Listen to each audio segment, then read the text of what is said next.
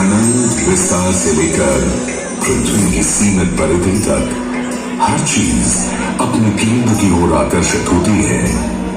इस पृथ्वी पर एक ऐसा केंद्र है जो न केवल मानवता की आस्था और भावनाओं को बल्कि उनकी आत्मा की गहराइयों को भी अपनी ओर खींचता है।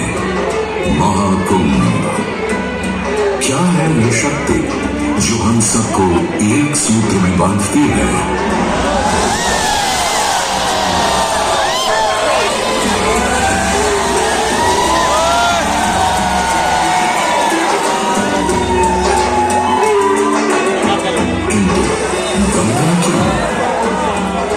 क्योंकि गंगा कोई नदी नहीं है, आस्था की अविरल तरल धारा है गंगा।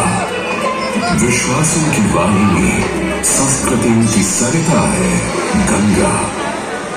और इस स्थान पर, इस प्रयागों के राज में श्वेत रंगा गंगा का संगम होता है अपनी दो बहनों श्यामल वर्ण यमुना और अदृश्य सरस्वती से। और इस त्रिवेणी संगम के कारण ही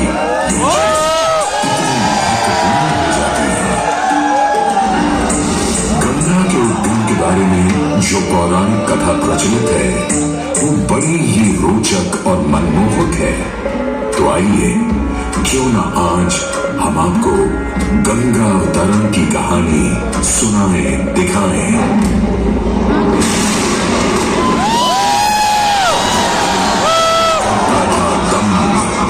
पूरी पृथ्वी पर फैला था उसका ही आतंक। उसके आतंक को रोकने विष्णु ने धरा एक रूप, 52 अंगुल का बौना बनकर पहुंचे जहां था भूत।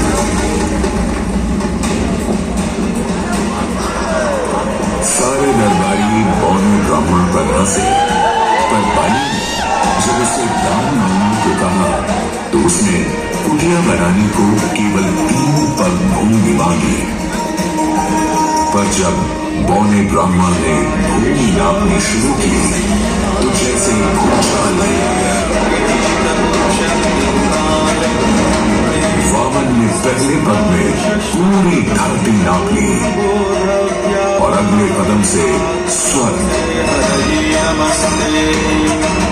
ब्रह्मा जी ने भगवान विष्णु के चरण होकर इस जल को अपने कमंडल में भर लिया। और अब वामन अवतार ने अपना तीसरा पग बलि के सिर पर रख उसे पाताल लोक भेज मुक्ति दे दी।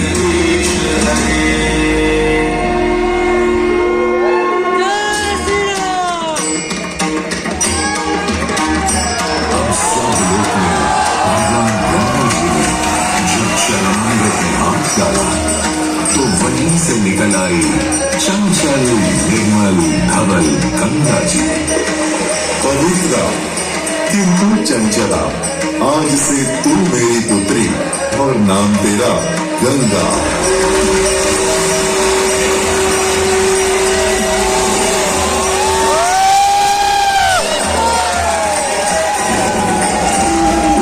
कुछ समय बाद सतयुग में इक्ष्वाकु कुल के सूर्यवंशी राजा सगर ने सारे संसार को जीतने के लिए एक अश्वमेध यज्ञ का संकल्प किया।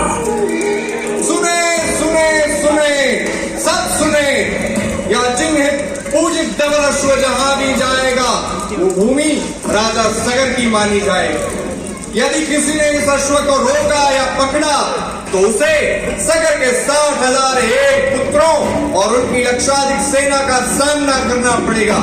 सुने सुने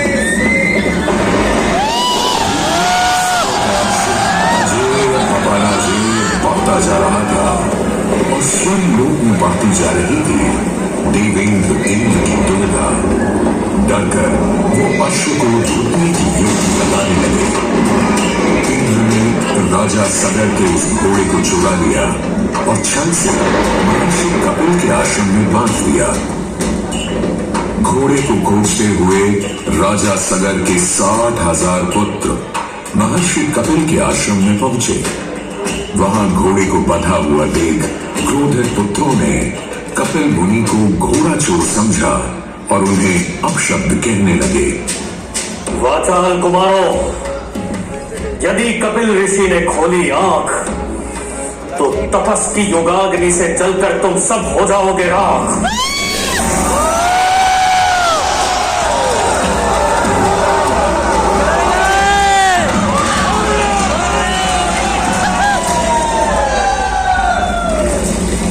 उधर सगर थे चिंतित, न अश्व का पता था न पुत्रों का कोई समाचार। पिता का दुख देख पुत्र अंशुमन चल पड़े खोज पर। जब महर्षि कपिल के आश्रम पहुंचे तो देखा अश्व को और साथ ही अपने 60,000 भाइयों की भस्म को। महर्षि से की क्षमा याचना और पूछा तर्पण का उपाय। तुम्हारे भाई थे घमंडी, अविवेकी और अभिमानी। भस्म कर दिया उन्हें मैंने, जो उन्होंने मेरी नहीं मानी। गंगाजल, केवल गंगाजल ही दे सकता है मुक्ति उन्हें, जो भस्म हुए तुम्हारे परिजन। अंशुमन को अपने भाइयों के तर्पण के लिए गंगा को लाने का बहुत मन था, किंतु किसी को राजधर्म भी तो निभाना था और राज भी चलाना था। देखते देखते 7 पीढ़ियां गुजर गईं, पर 7 पीढ़ियों के बाद समय आने पर राजकुमार भगीरथ ने राजा बनने से साफ मना कर दिया।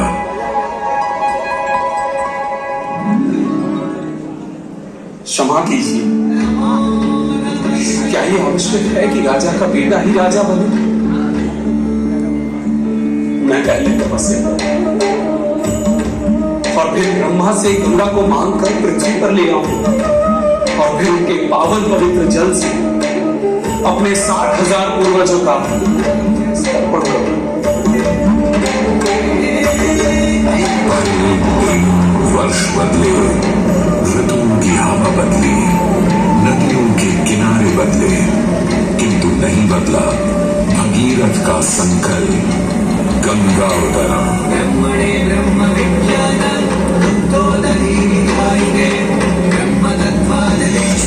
पुत्र भगीरथ, हम तुम्हारे तप से प्रसन्न हैं। बताओ क्या आशीर्वाद चाहिए? हे भगवान, मेरे पूर्वज के तर्पण के लिए मुझे आपकी पुत्री गंगा चाहिए। तथास्तु, किंतु यदि गंगा स्वर्ग से सीधे धरती पर गिरी तो पृथ्वी को चीरते हुए गंगा सीधे पाताल में पहुंच जाएगी। इसलिए तुम भगवान शिव शंकर को मनाओ ताकि गंगा जब स्वर्ग से नीचे उतरे तो वो उसे अपनी जटा में थाम ले। अब भगीरथ ने एक अंगूठे पर खड़े होकर भगवान शंकर को मनाने के लिए शिव शंकर का जाप शुरू कर दिया। जय पद्भावन जय पतित पावन शोक दशावन शिव शंभो विपद विहारम अनम उदाहरण सत्य सनातन शिव शंभो सहज वचन हर जल जनयन वर धवल वरन शिव शंभो। कोई भी वर मांगे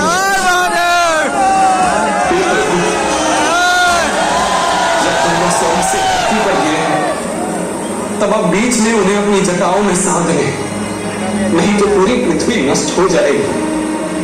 बस इतनी सी बात?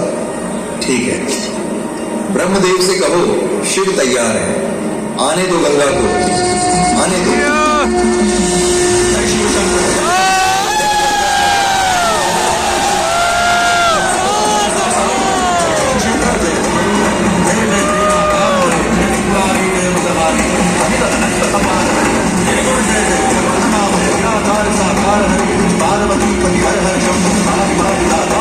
जय रामेश्वर जय रामेश्वर वैद्यनाथ के तार हरे मल्लिकार्जुन सोमनाथ जय महाकाल ओंकार हरे जय महेश्वर जय विश्वेश्वर।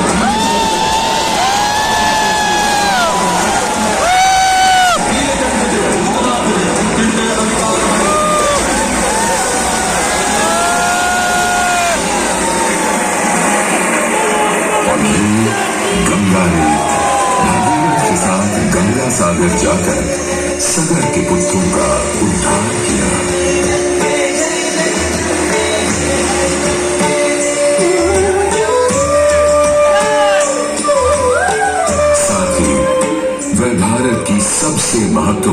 नदी बन गई, जिसका भारत के जीवन में धार्मिक, आर्थिक, सामाजिक, ऐतिहासिक अभिदान अनंत है। हे मां गंगे, हे जगदम्बे, हे मां गंगे। मोक्षदायिनी गंगा का यमुना और सरस्वती के साथ त्रिवेणी संगम मोक्ष का संगम है। प्रत्येक 12 वर्षों में यह महाकुंभ का स्नान करता है सर्व सिद्धि प्रदान और देता है मोक्ष का वरदान। हे मां गंगे,